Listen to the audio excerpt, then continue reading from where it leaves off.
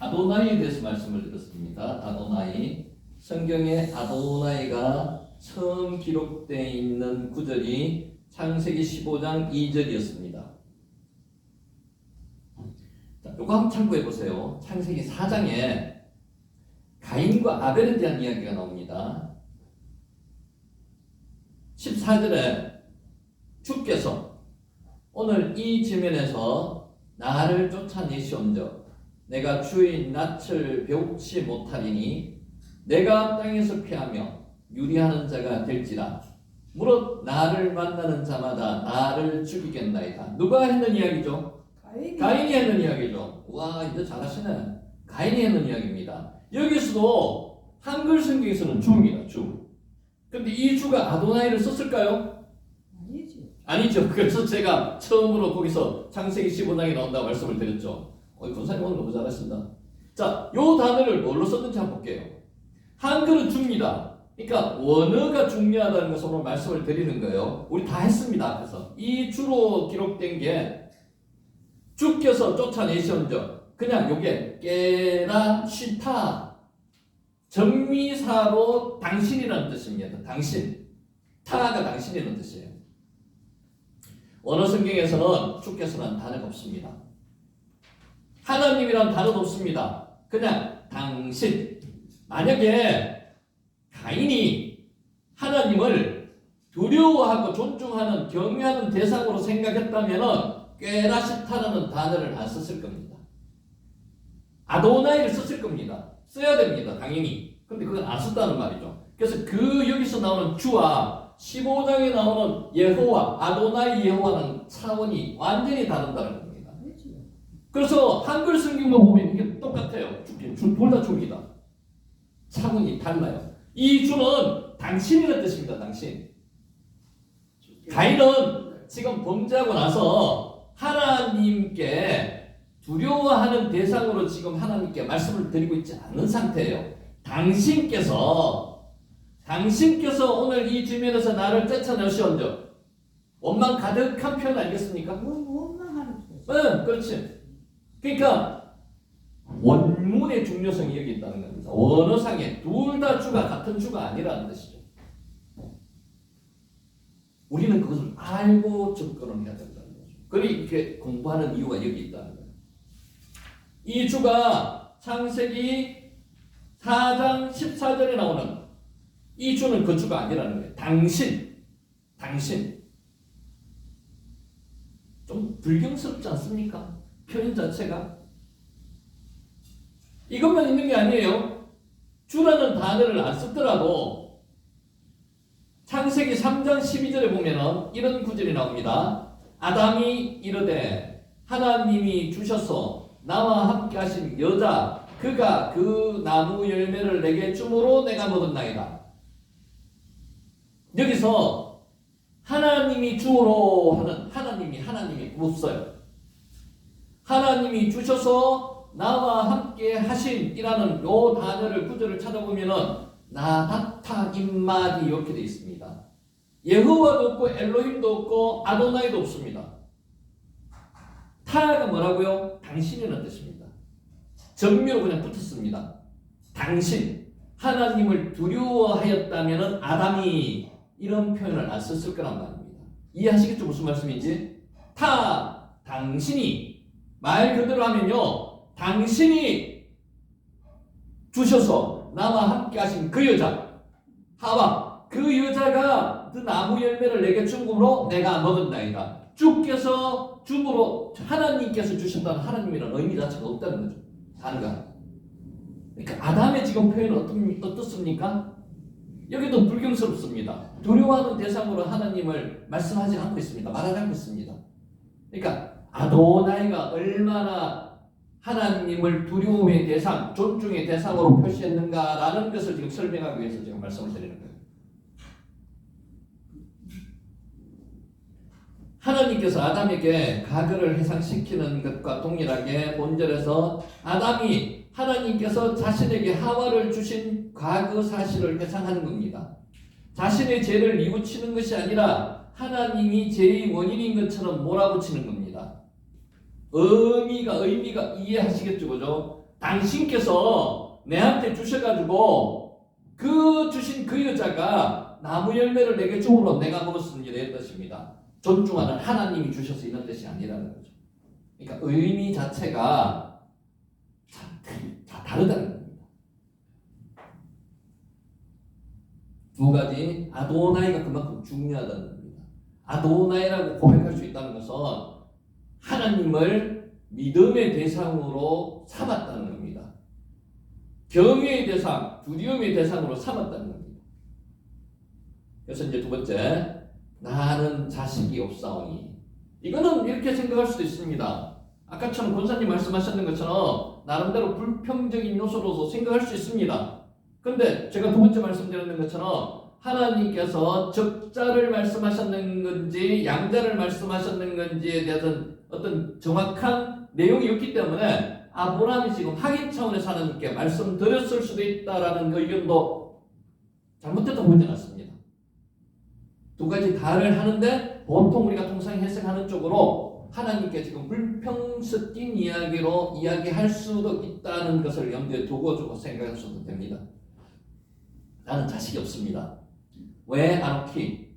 나라는 뜻이잖아요. 홀로 홀레크 아리리 자식이 없다는 겁니다. 그리고 나는 자식이 없이 가고 있습니다. 이런 뜻입니다.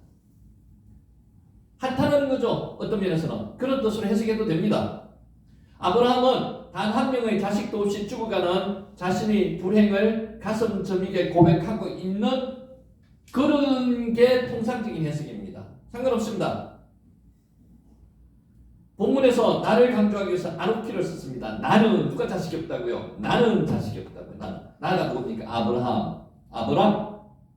하나님께서 나는 너희 방패요 너희 지극히 큰 상급이니라 해서 하나님이 사용하신 하나님은 나의 방패가 되시고 하나님은 나의 지극히 큰 상급이 되신다고 너희 큰 상급이 되신다고 말씀하신 그 대상 나는 하나님 그렇게 말씀하셨는데 지금 자식이 없다 이 말입니다. 이 단어는 하나님께서 자신을 지켜주시고 많은 물질을 주셨지만은 아직 자신은 자식이 하나도 없는 자신의 불행한 모습을 강조하기 위해서 아노키 나는 이렇게 했습니다. 하나님께서 뭐라고 말씀하셨어요? 너는 내 상급이라고 했고 너는 내 방패라고 이야기했는데 이것에 나름대로 대응하는 구절로서 그런데 하나님은 그렇게 나한테 하셨는데 나는 자식이 없습니다. 이런 뜻입니다. 이해되시죠? 자식이 없다. 아리리 벌거벗다는 뜻이 아라르입니다. 아리리 자식이 없다. 벌거벗은 상태 이런 뜻입니다. 나는 자식이 없다. 이 단어는 자신을 감싸줄 사람이 하나도 없는 고독한 상태에 대한 표현입니다. 동시에 수치스러움에 대한 표현. 벌거벗은 것은 수치스럽죠. 아담과 하와가 하나님이 먹지 마라 하는 선악과를 먹고 벌거벗었음을 알고 벗었음을 알고 숨었습니다. 그때가 아르를 썼습니다. 아라르 벌거벗은 상태. 아리리 자식이 없는 상태. 두 가지 의문이 같습니다. 아리리 자식이 없다는 겁니다. 하나님 저는 자식이 없습니다. 이 뜻입니다. 지금 하나님 믿습니다만은 하나님이 아직까지 하나님 자식을 못 주시는 분 아니에요. 저는 믿어요. 하나님을 능지 전지 전능한 하나님을 믿는데 아직까지 하나님은 저한테 자식을 안 주셨지 않습니까? 이렇게 하나님한테 한탄하는 조금씩 받을 것 같습니다. 이해하시겠죠? 아리리 자식이 없다는 뜻이죠. 아리리 자식이 없는. 나는 자식이 없사오나 왜 아노키 홀레크 아리리. 유목민이나 농경민은 당시에 많은 노동력을 필요로 했습니다. 치안이 불안한 시대에 자신을 지키기 위해서라도 가족이 많아야 됐습니다. 그럼에도 불구하고 당시 한 명의 자식도 갖지 못한 아브라함은 마치 벌거벗고 광야에 있는 것처럼 고독하고 불안한 상태였답니다. 부끄러운 생각이 드는 상태였답니다. 홀레크는 가다는 뜻입니다. 할라크 동행하다 이런 뜻이죠, 그죠? 가다. 끊임없이 이동을 계속하는 유목민의 생활을 반영하는 표현입니다. 할라크. 동시에 인생의 황혼길에 접어든 자신의 처지를 여행객에 비유한 것이기도 합니다. 나는 계속 여기도 갔다 저기도 갔다 이동 이렇게 해야 되는데 하나님 보세요. 나는 지금 자식이 무자합니다. 이런 뜻입니다. 없습니다. 아리리 자식이 없습니다. 당시 아브라함은 나는 무자하오니란 고백이 나오는 나는 무자하오니란 모든 단어가 그의 절절한 사연을 담고 있습니다. 나는요. 하나님은 나에게 방패도 되어주시고요. 나의 상급도 지극히 큰 상급도 되어주신다고 말씀을 하셨는데 나는 하나님이 그렇게 복을 주셨는 나는 아직도 자식이 없어요. 우리 그런 기도 할 때 많습니다. 하나님 저 믿습니다. 성경 말씀 믿습니다. 천지의 창조주 되시고 우리를 위해서 예수 그리스도를 보내셔서 죄를 사해 주신 거 다 믿습니다. 근데 나는 지금 뭡니까 나는? 이런 기도 나올 때 있어요. 그렇다고 해가지고 그 기도 아닌 거 아닙니다. 오늘 아브라함이 불신앙적인 부분에서 고백하는 게 아니라는 거죠. 아브라함은 아도나이 하나님이라고 인정했습니다. 믿습니다. 믿음이 있는 상태에서 하나님은 충분히 그러실 수 있는 분인데도 나는요 정말 하나님께서 그렇게 왜 그렇게 생각 안 해주셔가지고 안 주십니까? 아들이 자식이 없습니까? 이런 뜻입니다. 그러니까 문장 자체에 애절함이 지금 묻어 있는 거죠, 그죠? 있죠, 묻어나죠. 나의 상속자는. 그래서 아브라함이 하나님께 확인 차원도 되고요. 하나님께 이제 하나님 정말 안 주시려면 난 이런 방법 쓰렵니다. 이렇게 이게 이제 하나님과의 기도거든요. 우리도 이런 기도 할 때 있습니다. 이런 기도가 잘못된 기도입니까? 아닙니다. 친한 사이 아니면 이런 기도 할 수 없습니다. 하나님과 절친 관계라는 거죠. 저는 그렇게 생각합니다. 막연하게 그냥 이야기할 수 있는 이런 기도가 제일 하나님을 기쁘시게 하는 기도거든요. 나의 상속자는 우벤, 메섹, 베티 내 집의 상속자는 내 집의 재산의 아들은 이런 뜻입니다. 그리고 나의 집의 재산의 아들 그게 상속자거든요. 아들 벤입니다. 1차적으로 혈연관계를 갖는 자식 그러니까 직접 적자를 낳은 상태 두 번째 양자를 가진 상태 옛날에는 이런 양자를 삼아가지고 자식을 찾는 경우도 많았습니다. 그러나 이 말 속에는 피를 나눈 자식과 다를 바 없다는 친밀감이 배어 있습니다. 나의 집의 재산의 아들 그걸 누구로 하겠다고요? 다메섹 사람 엘리에셀로 하겠다는 겁니다. 본문에서 재산을 나타내는 메세크라는 단어를 썼는데 땀 메세크와 동일적인 효과를 나타내게 다메섹 사람 요거와 동일음을 나타내기 위해서 지금 이렇게 메세크라는 단어를 썼다는 겁니다. 아브라함이 다메섹 엘리에셀이 자기 재산을 상속할 자임을 하나님께 강하게 주장하기 위해서 쓴 단어. 그러니까 동일한 단어를 가지고 땀 메세크 이게 다메섹이거든요. 다메섹 사람 메세크 이런 뜻이에요. 메세크가 재산이라는 뜻이거든요. 상속자, 내 집의 상속자의 아들, 나의 집의 재산의 아들, 이게 상속자라는 뜻입니다. 그래서 한글로는 나의 상속자는 재산만 상속받는 게 아닙니다. 집의 모든 아버지의 모든 권리를 상속받는 게 상속자입니다. 그러니까 아버지가 족장이면 족장권도 받는 겁니다. 지금 아브라함은 족장입니다. 그 족장의 권리도 받는 게 상속자가 되는 거죠. 나의 상속자는 이 다메섹 사람 엘리에셀이니이다. 메세크가 소유 재산을 썼고요. 요 메세크라는 단어를 썼는 이유는 다음 메세크 여기 다메섹하고 동음을 가지기 때문에 썼다는 거죠. 바이트 우리가 이번 잘 알고 있는 건 바이트 집입니다. 집 바이트 집 다메섹 사람 엘리에셀 그래서 땀 메세크가 다메섹을 이야기하는 거다. 땀 메세크 엘리에셀은 하나님과 에제르가 합쳐진 겁니다. 에제르가 도움이거든요. 하나님은 그의 도움이시다. 이게 에셀입니다. 엘리에셀 하나님은 그의 도움이시다. 엘리에셀 사람 이름이 뜻입니다. 엘리에셀 신앙적 이름을 가졌던 것으로 보아서 하나님을 섬기던 신앙이었을 것으로 추정합니다. 그러나 이 엘리에셀이 누구인지 구체적으로 밝혀진 바는 없습니다. 아마 다메섹에 있었던 종이었을 것이라는 설도 있고요. 친척이라는 설도 있는데 한번 볼게요. 따라서 본문의 해석감에 있어서 여러 가지 의견이 있습니다. 엘리에셀이 다메섹 출신의 종이라는 견해, 이 견해를 취한다면 아마 과거에 아브라함이 하란을 떠나 가나안으로 오는 도중에 다메섹에 들려 그를 종으로 삼았을 겁니다. 하란에서 가나안 땅으로 내려오려면 다메섹을 거쳐야 됩니다. 거기서 아마 다메섹에 있는 엘리에셀을 만나서 종으로 삼았을 것이라는 설이 하나 있고요.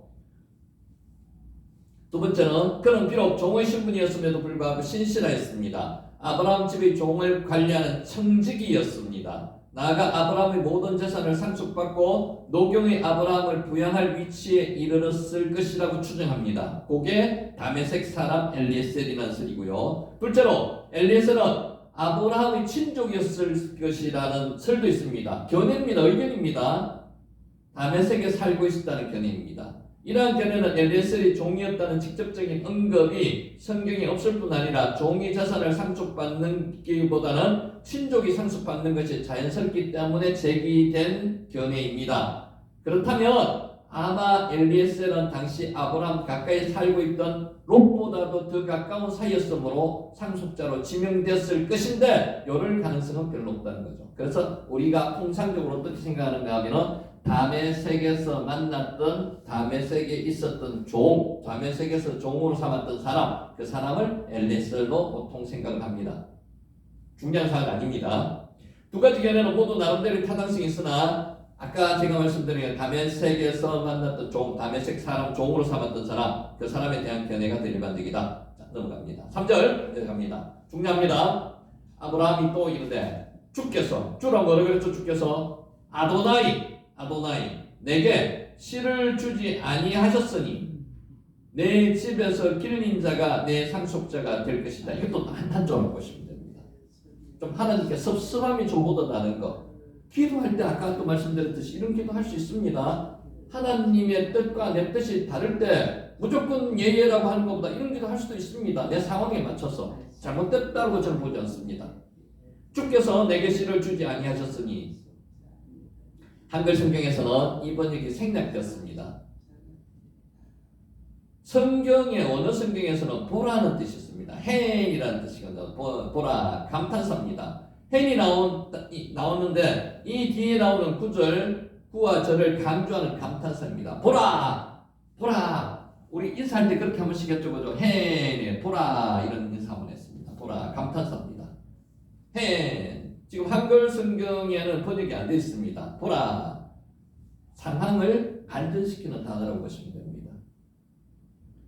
이 단어가 사용된 것은 아브라함이 하나님께서 주신 약속, 즉 내가 너로 큰 민족을 이루고 란 언약을 기억하면서 자손을 주지 않는 하나님을 향해서 항변하듯 말하고 있음을 보여줍니다. 보십시오 주님, 이런 뜻입니다. 저에게 아무 씨도 주지 않으셨지 않습니까? 이런 뜻입니다. 보세요, 하나님께서는 저에게 씨를 주시지 않으시지 않습니까? 이런 뜻입니다. 씨로 번역된 제라가 씨거든요. 본문상 후손으로 번역하는 것이 가장 적당합니다. 후손을 주지 않으셨습니다. 후손, 제라.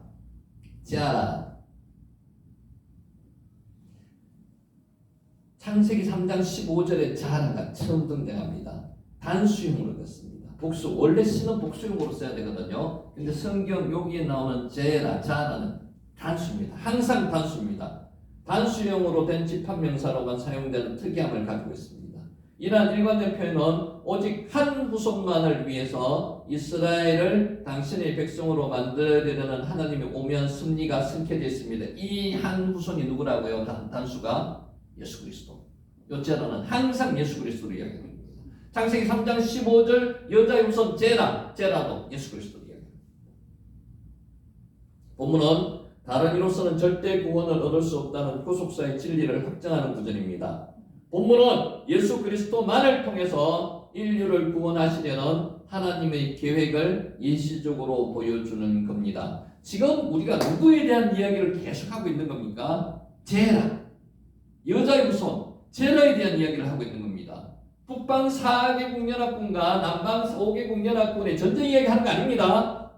제라에 대한 이야기를 하고 있는 겁니다. 아브라함을 왜 선택하셨습니까? 제라 때문에 선택하셨는 거예요. 예수 그리스도의 혈통으로 삼기 위해서 아브라함을 선택하셨는 거예요. 그 이야기가 지금 빗나가면 안 된다는 거죠. 줄기를 잡아야 돼요. 오직 구원의 주 그리스도의 이름을 부르는 자에게만 하나님의 구원과 능력이 임한다는 진리는 이처럼 그리스도 성육신 이전의 구약시대에부터 이미 주어진 성경의 핵심 주제다. 그래서 성경의 핵심 주제가 뭐라고요? 예수 그리스도. 예수님에 대한 이야기입니다. 성경은 예수님에 대한 이야기예요. 내 집에서 길린 자 318명 이야기하는 거거든요. 318명을 가지고 쳐들어갔잖아요. 벤 베티 직역하면은 나의 집의 아들 이런 뜻입니다. 2절에 나오는 나의 상속자 벤 메세크 베티에서 제사되는 의미의 메세크가 없어진 게 벤 베티. 내 집에서 길린 자, 이 사람이 내 상속자가 될 거라는 겁니다. 내가 직접 낳은 아이가 아니고 이렇게 하나님이 안 주시니까 내 집에서 직접 길린 자, 이 사람을 상속자로 주님 삼아야 안 되겠습니까? 하수연하는 겁니다. 우리 보면은 아기가 어린 양 한다고 그러죠. 그런 것처럼 하나님 앞에 그렇게 이야기하는 겁니다. 근데 하나님이 이게 싫으시겠습니까? 아니요. 이런 기도 필요합니다. 우리도 기도할 때 그러셔야 됩니다. 긍휼히 여기시는 거죠. 불쌍히 여기시는 거죠. 따라서 이 표현 가운데 엘리에셀이 재산의 상속자일 뿐만 아니라 아브라함 신앙의 계승자라는 의미도 담고 있습니다. 길리운 자라고 이야기합니다. 이는 엘리에셀이 여호와 신앙을 가진 자로서 그가 얼마나 하나님을 잘 섬겼는지 단적으로 시사해 주는 구절입니다.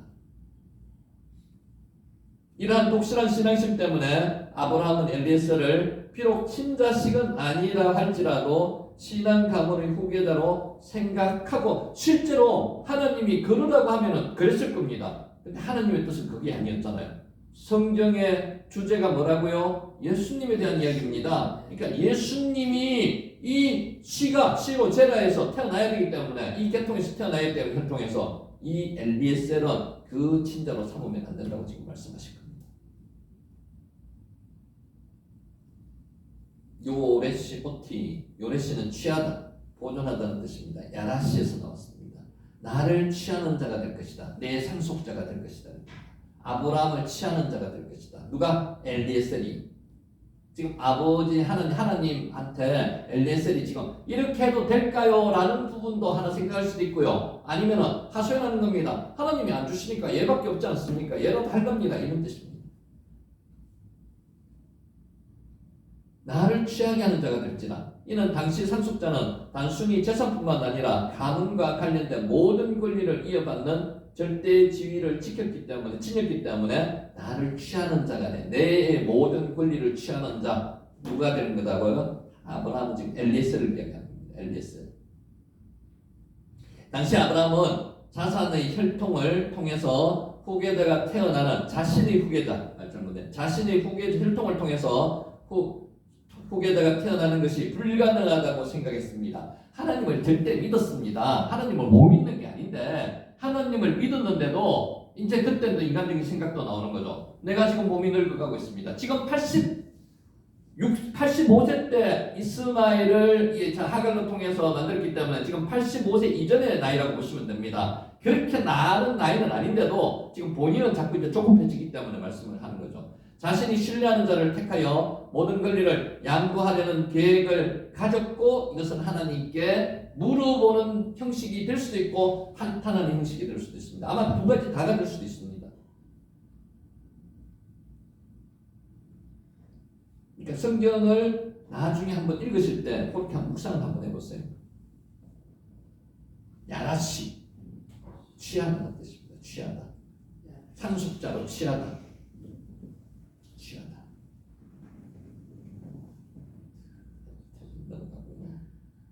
자, 이제 4절로 넘어갑니다. 여호와의 말씀이 그에게 임하여 이르시되 그 사람이 내 상속자가 아니라 내 몸에서 날짜가 내 상속자라 되리라 하시고, 요게 성경에서 하나님이 아브라함의 처음 이야기하시는 거예요. 그냥 하늘의 별과 같이 많은 축복을 주시겠다고 이야기했는데 많은 자손을 주리라고 말씀을 하셨는데 어떻게 자손을 주시겠다는 말은 없었어요. 요게 처음 이야기하는 겁니다. 적자로 내 몸을 통해서 나는 자, 양자 아니고 그 자를 통해서 내 상속자가 되리라고 처음 말씀하시는 거예요. 왜? 힘내가 아까 힘이 감탄사라고 그랬잖아요. 그죠? 보라 이런 뜻입니다. 보라. 봐라 아브라함아. 아니야 이 말입니다. 봐라 아브라함아. 네가 생각했는 거 그거 아니야 이런 뜻입니다. 전환하는 말이에요. 감탄사죠. 한글 성경에서 번역되지 않았습니다. 이 단어는 앞절에서 아브라함이 하나님께 항변할 때 썼던 하나님 보세요 라고 이야기하니까 하나님도 그게 대꾸를 하시는 그런 구절을 재밌게 써놨습니다. 봐라 아브라함아 이런 뜻입니다. 동일한 의견을 갖게 만들어놨습니다. 따라서 본절에서 하나님은 아브라함의 항변에 동일하게 대응하시는 단어를 헨을 사용했는 겁니다. 왜 힘내? 하나님께서도 그에게 하실 말씀이 있다는 것을 보여주시는 것입니다. 문장을 일부러 대꾸를 만들 수도 있었고요. 하나님이 위트가 있으셔가지고 이렇게 대응하셨다고 할 수도 있습니다. 하나님은 우리가 생각하는 그렇게 완전히 두려움만 가지는 존재는 아닙니다. 모세가 이 창세기를 기록했지만 창세기가 모세 혼자 아이디어로 뜻대로 지었는 거 아닙니다. 절대로 작품 아닙니다. 성경의 감동으로 기록을 했는 겁니다. 그러니까 모세의 손을 통해서 기록했는 거지 모세가 생각해서 기록했는 건 아니라는 거죠. 성경의 감동으로 모세의 손을 통해서 기록된 게 창세기입니다. 모세 오경이 다 그렇죠. 본문을 의역하면은 이 봐라 아브라함아 이런 뜻입니다. 이게 생략되어 있는 거죠. 이 봐 아브라함아 보세요 하나님 이렇게 하니까 아브라함한테도 하나님께서 그렇게 위트 있게 지금 말씀하시는 것입니다. 내 몸에서 날자 애가 몸입니다. 창자라는 뜻도 있습니다. 사람이 잉태되고 태어나는 배라는 뜻도 있습니다. 그래서 네 배에서 네 창자에서 네 몸에서 이런 뜻입니다. 네 몸에서 날짜가 내 상속자가 되리라는 뜻입니다. 본문에서는 아브라함의 후사가 반드시 그의 피를 이어받고 태어날 자식임을 강조하기 위해서 이 표현이 사용되었습니다. 아브라함의 피를 받고 나와야 된다는 거죠. 적자여야 된다는 겁니다. 아브라함의 후사는 인칭대명사 후를 구별되게 표시했습니다. 주어를 강조하고 있습니다. 반드시 그 사람 아브라함의 혈통을 이어받은 사람만이 후사가 될 수 있습니다. 그러니까 양자가 아니라는 거죠. 예언대로 약속의 후사는 이삭이었습니다. 물론 하는 그리스도께서도 그의 혈통을 통해서 나셨습니다. 그러니까 이삭을 주시겠다는 그런 뜻이 아니고요. 이삭을 통해서 예수 그리스도를 씨를 제사를 주시겠다는 지금 그 이야기를 계속하고 있는 겁니다.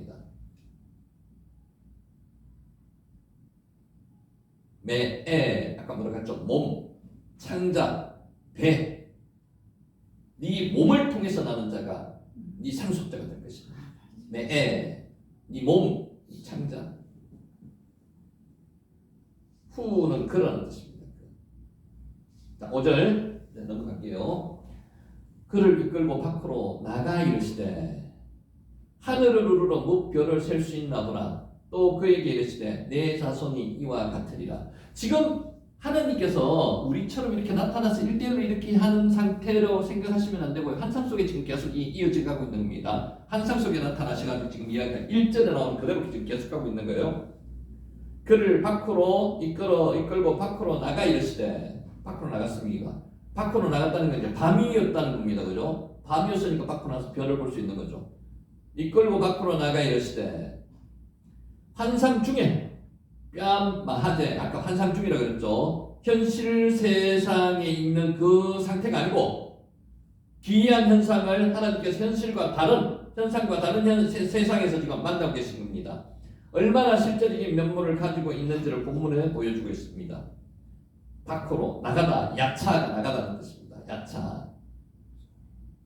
밖으로 나가서 환상 중에 일어나는 일이 결코 현실과 동떨어진 일이 아니라 현실 가운데 일어나고 있음을 분명하게 보여주고 있습니다. 그래야지만이 밖에 나가서 별을 볼 수 있는 거죠.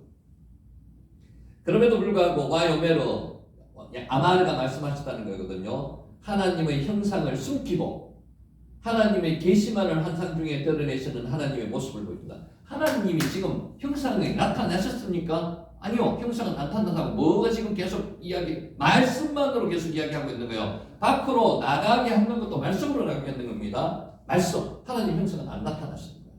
하나님 형상은 어디에도 성경에 나타난 적이 없습니다.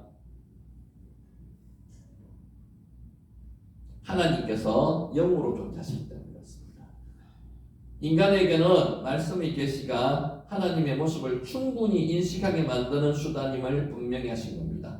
말씀으로만 충분히 하나님을 계시가 나타나게 하실 수 있다는 겁니다. 그래서 우리가 성경으로 하나님의 계시를 충분히 받을 수 있다는 거죠. 그리스도의 나타나심은 우리 인간에게 넘치는 하나님의 은혜입니다. 그분을 통해서 완성된 성경은 더 이상 하나님의 모습을 요구할 필요가 없는 하나님의 충분한 계시가 되는 겁니다. 말씀으로 충분한 계시가 되는 거예요. 아까 제가 말씀드렸다시피 그렇다고 해가지고 환상에서 하나님이 말씀으로도 나타나지 않느냐, 그건 절대 아닙니다. 성경에 추가해가지고 개인적인 영적 체험이 있을 수도 있습니다. 그건 부인 안 합니다. 아직도 환상 가운데서만 하나님을 찾는다면, 여기서 말하는 건 그렇게만 찾는다면 아니다, 안 된다는 거죠. 하나님의 환상에 대한 오해이며 그런 자야말로 진짜로 환상에 사로잡힌 자라고 할 수 있습니다. 그러니까 환상으로도 나타날 수 있다는 개연성에 대해서는 무시하지 말자고요. 근데 주는 뭐라고요? 말씀으로 나타난 계시의 말씀, 성경 말씀.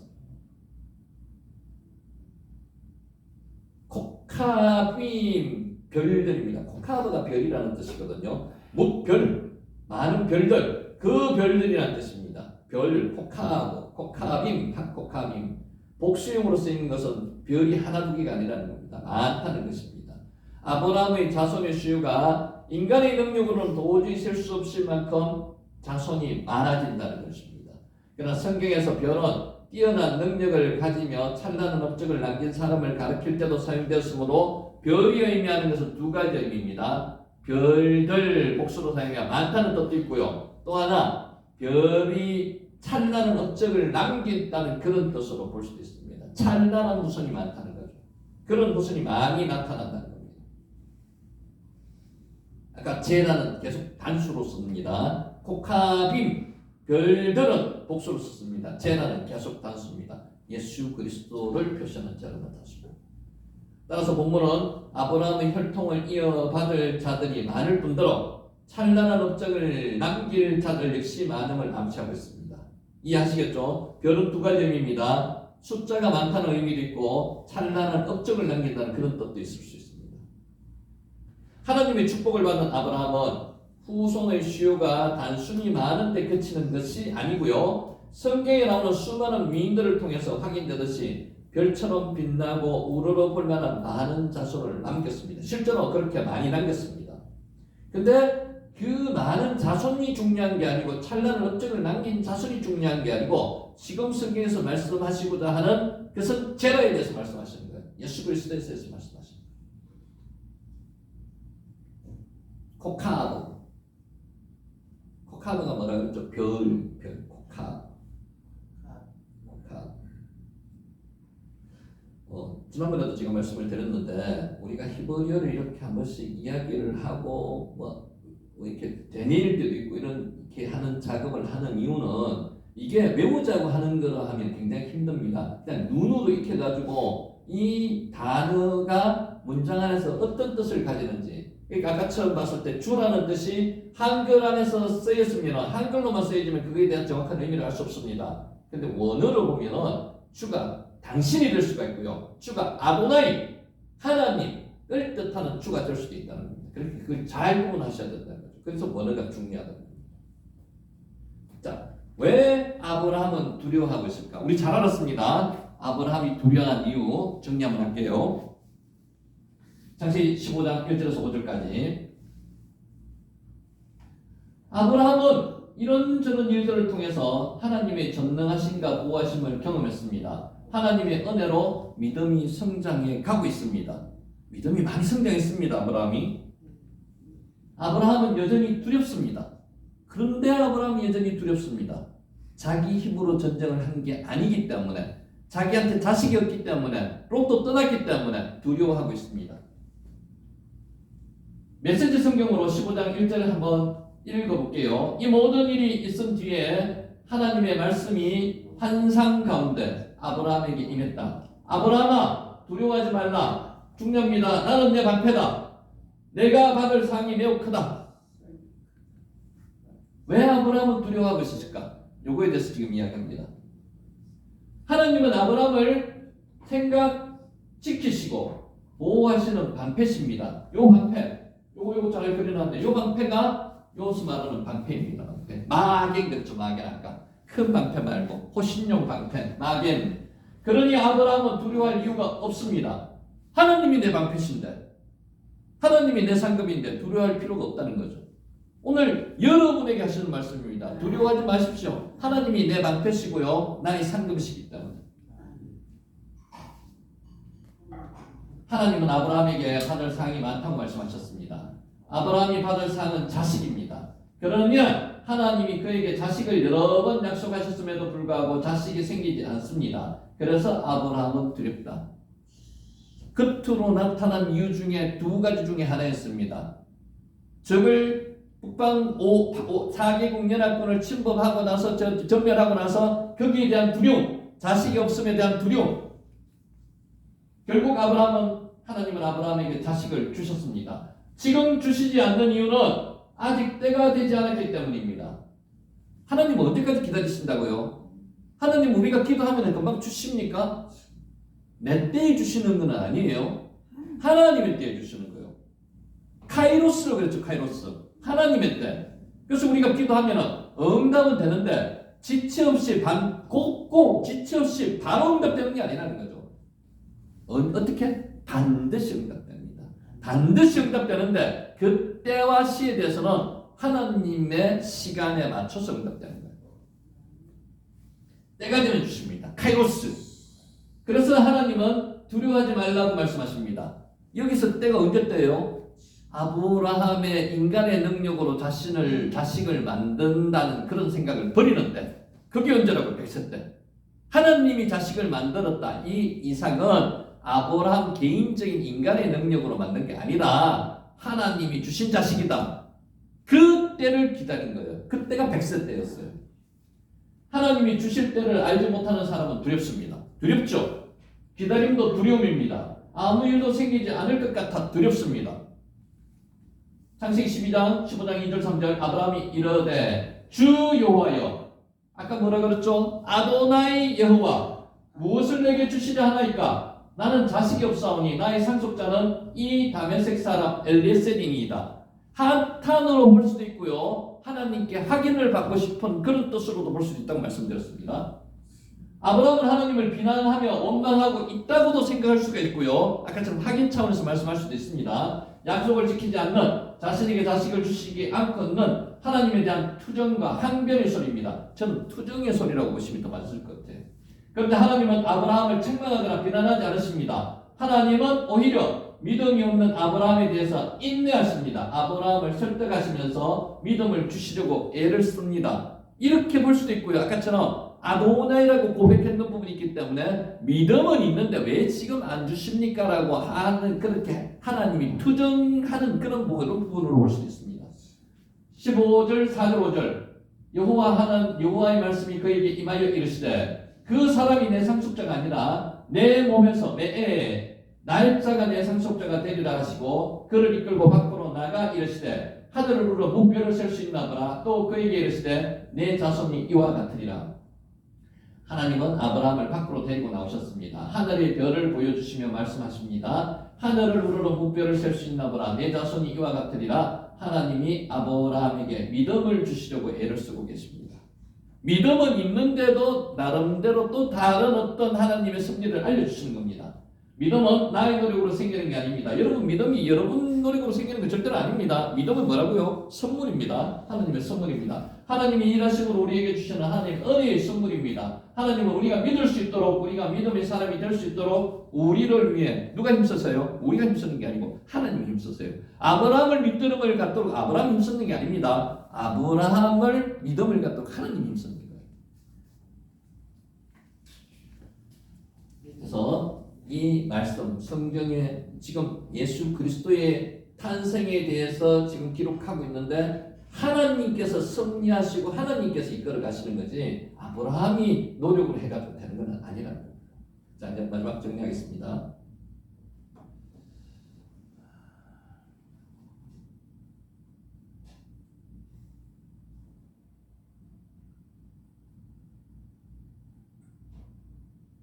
자, 창세기 15장 6절로 마지막 정리하겠습니다. 아브라함이 여호와를 믿으니 여호와께서, 우리 아직 하지 않았어요. 구절을 여호와께서 그의 의로 여기셨습니다. 여호와를 믿는 게 자기 힘으로 믿는 게 아니에요. 여호와께서 그것을 선물로 주신 믿음을 그 의로 여기셨습니다. 요거 구절에 대해서 말씀을 한번 드릴게요. 하나님은 히브리 사람 아브라함을 택하셨습니다. 왜 하나님은 아브라함을 택하셨을까요? 중요합니다. 분명한 것은 아브라함이 믿음의 사람이었기 때문은 아닙니다. 왜 여러분 택했습니까? 왜 저를 택했을까요? 우리가 믿음이 아주 신실했기 때문에 택한 게 아닙니다. 그 뜻입니다. 요수아 24장 2절 5절 중에서 옛날에 아브라함과 나홀의 아비 데라를 비롯한 너희 조상은 유프라테스 강 건너편에 살면서 다른 신들을 섬겼다. 나머지는 읽지 않습니다. 아브라함을 비롯한 그의 가족은 다른 신들을 섬겼습니다. 하나님은 믿음이 없는 아브라함을 갈대아울에서 이끌어내셨습니다. 자식이 없었던 아브라함은 나이 100세의 자식을 낳았습니다. 아브라함이 믿음을 가지고 간절하게 기도했기 때문에 나이 100세를 가지고 낳은 게 아닙니다. 믿음이 없었다고요, 아브라함은. 근데 믿음을 가지게 하시는 분이 계속 이 과정을 통해서 하나님이 지금 역사하시는 겁니다. 아브라함의 믿음 때문에 하나님께서 100세에 이삭을 주셨는 게 아니다. 아브라함은 아들을 주신다는 하나님의 말씀을 믿지 못했습니다. 때문에 나이 86세 때 여종 하갈과 동침해서 85세 때 동침했죠. 6세 때 이스마엘을 낳았습니다. 그러므로 불구하고 하나님은 99세 된 아브라함의 아들을 약속하셨습니다. 그래서 아브라함이 믿었습니까? 안 믿었습니다. 아브라함 안 믿었습니다. 웃었습니다. 아브라함 믿지 못했습니다. 아브라함이 엎드려 웃으며 마음속으로 이르되 17장 17절 18절 100세 된 사람이 어찌 자식을 낳을까? 사라는 90세이니 어찌 출산하려 하고 아브라함이 이에 하나님께 아뢰되 이스마엘이나 하나님 앞에 살기를 원하나이다. 이 당시 보면요, 남자의 능력으로는 낳을 수 있을지 모릅니다. 근데 여자 90세는 불임입니다. 못 낳습니다. 그래서 이 여자 쪽의 문제가 더 많다고 보고 하여튼 남자나 여자는 둘 다 지금 불가능한 상태입니다. 그러니까 아이들을 주시는 것은 이삭을 주셨는 것은 하나님께서 주셨는 것이 아브라함 개인적인 능력에서 만든 게 절대로 아니라는 것을 나타내는 그게 카이로스의 시간을 주시는 거예요.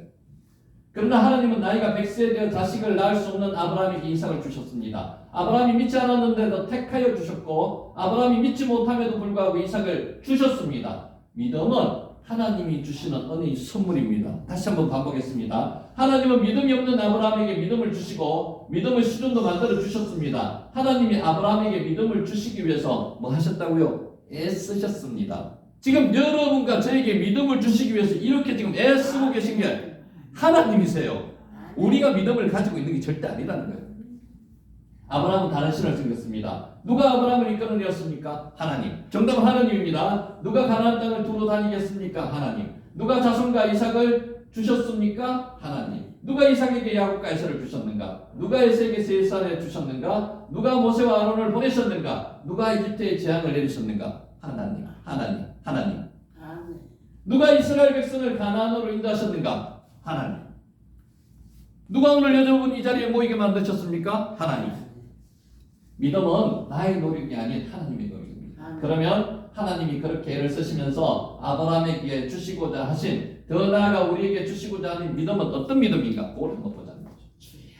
창세기 15장 6절 아브라함이 여호와를 믿으니 여호와께서 이를 그의 의로 여기시고, 중요합니다. 우리 다음 시간에 할 건데 밑에 땡기가 지금 봅니다. 아브라함이 여호와를 믿었습니다. 그래서 하나님이 이 믿음을 그의 의로 여기셨습니다. 이신칭의, 이신덕이 아브라함이 가진 믿음은 무엇입니까? 자식을 준다는 믿음, 그 믿음입니까? 아닙니다. 16장으로 가면 아브라함은 그것을 믿었다면 하갈과 동침해서 이스마엘 안 낳습니다. 그 믿음이 아니라는 거죠.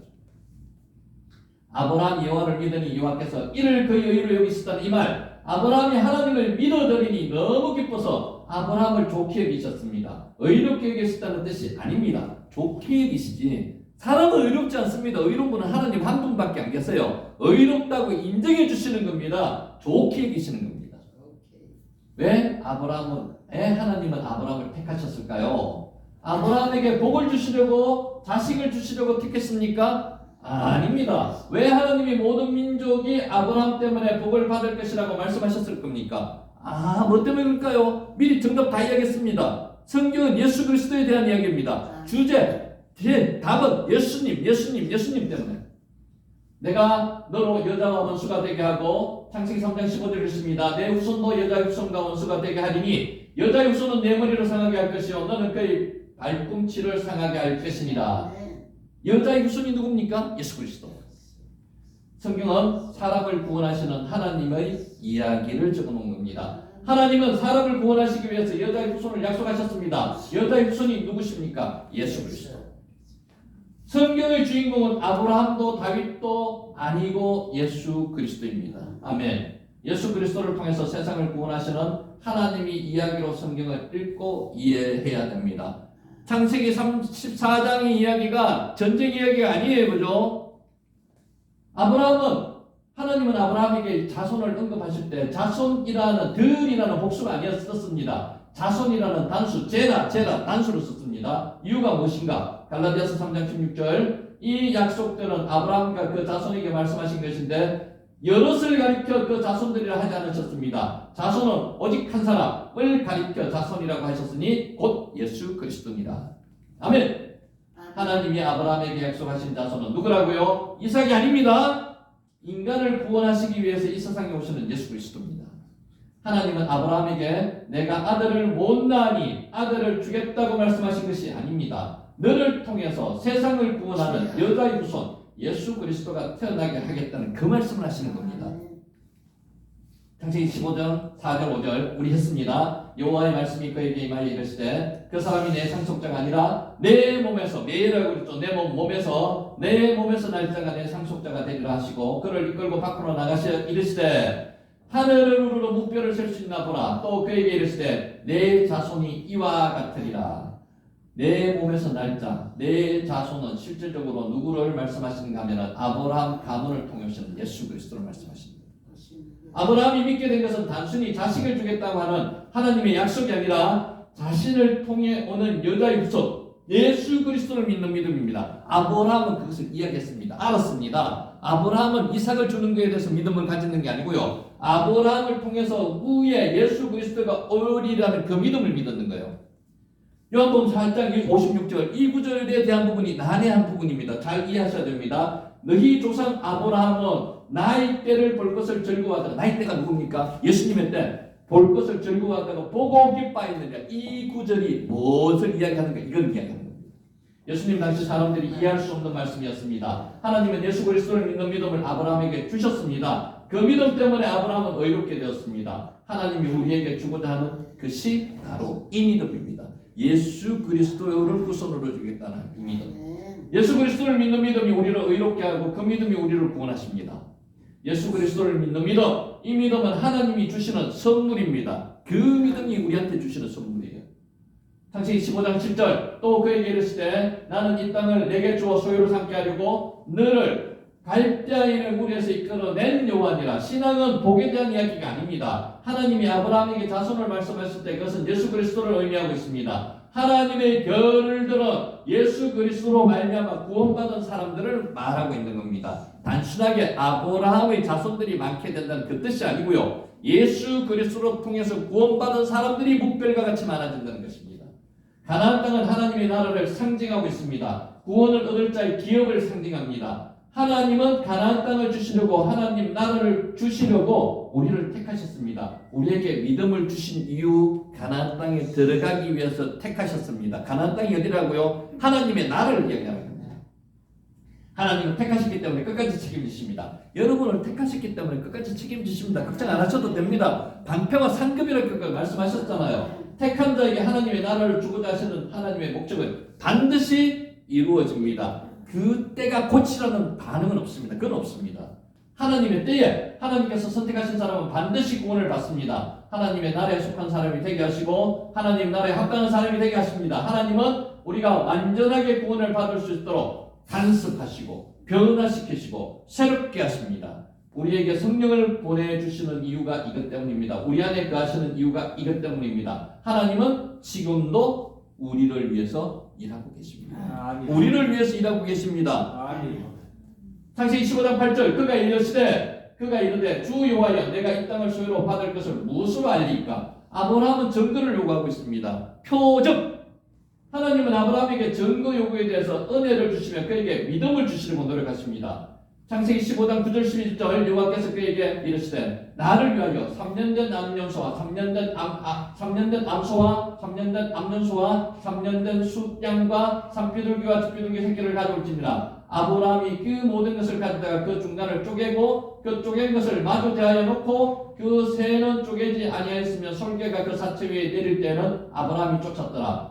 하나님은 아브라함과 언약을 맺으셨습니다. 하나님께서 말씀하시며 약속하신 것들은 반드시 이루시겠다는 하나님의 약속입니다. 고대 근동지방에서는 동물을 반을 쪼개가지고 그 중간을 언약의 당사자 두 사람이 같이 통과합니다. 같이 통과할 때 그 통과하는 이유가 뭡니까? 이 약속을 지키지 않으면 안 지키는 사람은 쪼개질 거라는 겁니다. 그게 언약을 하는 방법입니다. 약속하는 건. 하나님이 희생으로 자신의 언약을 지키겠다고 약속하시는 겁니다. 하나님은 사람을 구하기 위해서 사람의 희생을 요구하는 게 아닙니다. 하나님은 어떤 희생을 요구하시는 겁니까? 본인이 희생을 하십니다. 하나님의 희생은 본인을 희생하시는 거예요. 사람의 약속을 지키기 위해서 사람을 희생시키는 게 아니에요. 이것이 십자가 사건입니다. 십자가는 우리의 구원의 증거입니다. 창세기 15장 13절 14절 여호와께서 아브라함에게 이르시되 너는 반드시 알라 내 자손이 이방에서 객이 되어 그들을 섬기겠고 그들은 400년 동안 내 자손을 괴롭히니 그들이 섬기는 나라를 내가 징벌할지며 그 후에 내 자손이 큰 재물을 이끌고 나오리라. 하나님은 가나안 땅을 아브라함에게 주시겠다고 약속해요. 가나안 땅이 뭐라고요? 하나님의 나라. 400년 종살이를 자손에게 겪게 하고 난 후에 주시겠다는 겁니다. 하나님의 관심은 우리에게 부를 가져다 주시고 명예를 가져다 주시는 게 아니라 완전한 구원을 이야기하십니다.